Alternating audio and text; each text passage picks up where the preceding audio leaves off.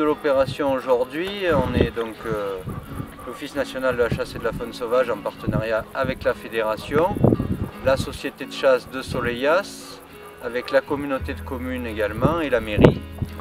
On a été plusieurs à l'initiative de ce projet. Donc le but aujourd'hui, c'est de mettre en place des flotteurs qui sont des boules rouges qui font un effet visuel sur les câbles de téléski pour limiter les collisions avec principalement les galliformes de montagne, le tétralyre et la bartavelle.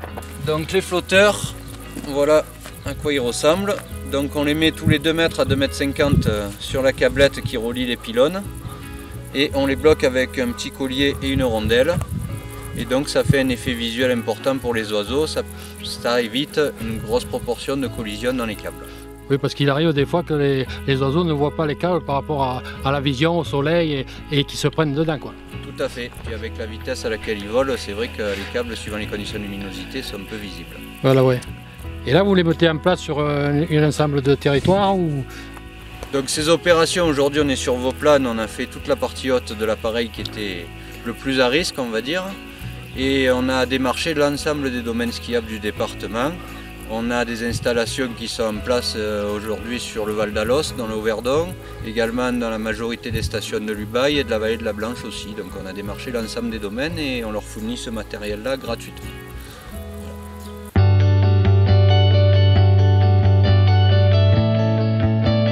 Certains appareils qui sont dangereux sur toute la longueur, on fait l'intégralité des téléskis. Sur d'autres où il y a certains tronçons qui sont plus ciblés parce qu'on sait que les oiseaux sont présents que sur certains tronçons, on a préféré augmenter le nombre d'appareils équipés mais pas forcément les équiper tous en entier. Voilà, ça c'est un choix aussi. Et pour le choix, vous faites référence avec les stations de ski pour cibler les différents endroits où les positionner ou... Il y a une cartographie donc, qui avait été faite par l'Observatoire des galliformes de montagne et qui répertorie tous les appareils avec 3 échelles de dangerosité. Donc ils sont classés en vert, en orange s'ils sont potentiellement dangereux ou en rouge s'il y a eu déjà plusieurs collisions avérées. Donc là ils sont classés dangereux, c'est ceux qu'on équipe en priorité.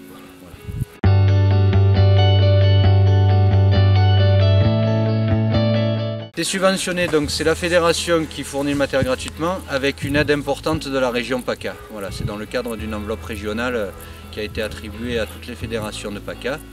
Et donc on a mis une partie de cette enveloppe-là pour la visualisation des câbles pour les galliformes de montagne principalement.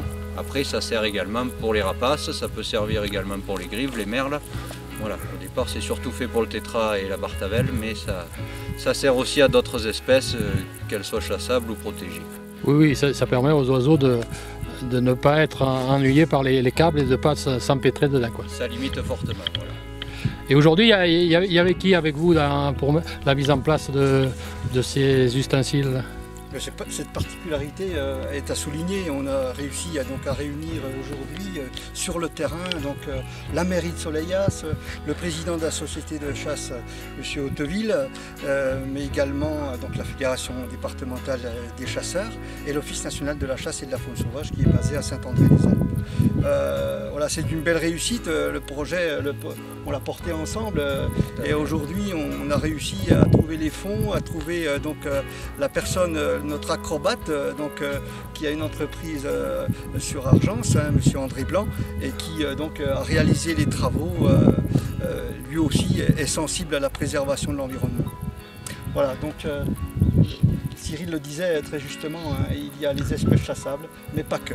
Les espèces diurnes et les espèces nocturnes également présentes sur le secteur, que ce soit toutes nos chouettes ou les hiboux présents sur ce secteur. Voilà. Les espèces qui vivent quotidiennement dans ce milieu, elles sont habituées à la présence des câbles.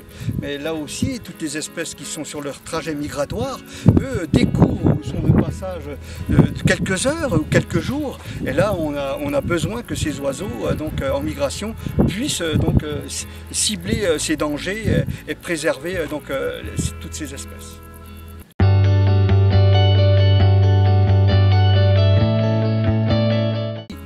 Ça c'est le premier pas. Le second, ce sera la mise en place d'un suivi au champ des espèces tétralyres et perdrix bartavelle, le printemps prochain, en mai 2020.